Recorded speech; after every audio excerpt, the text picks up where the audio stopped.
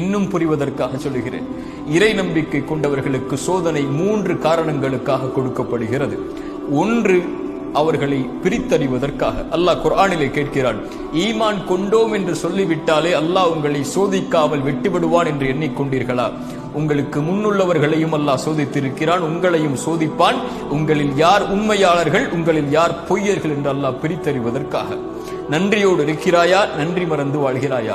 அல்லாவை பொருந்திக் கொள்கிறாயா, அல்லாவிற்கு மாறுபட்டு வெறுத்து செல்கிறாயா என்ற பிரித்தறிதலை அறிவதற்காக அல்லாஹ் அந்த சோதனையை இறை நம்பிக்கை கொண்டவர்களுக்கு கொடுத்து சோதிப்பார். இரண்டாவது, தூய்மைப்படுத்துவதற்காக. பாவங்களிலிருந்து அவர்களை தூய்மைப்படுத்தி அல்லாவின் பக்கம் நெருக்கமாக்கி பாவம் இல்லாதவராக மாற்றி அல்லாவிடத்தில் அவரை நெருங்குவதற்குரிய வழிகளுக்காக அல்லாஹ் சோதனைகளை கொடுப்பான்.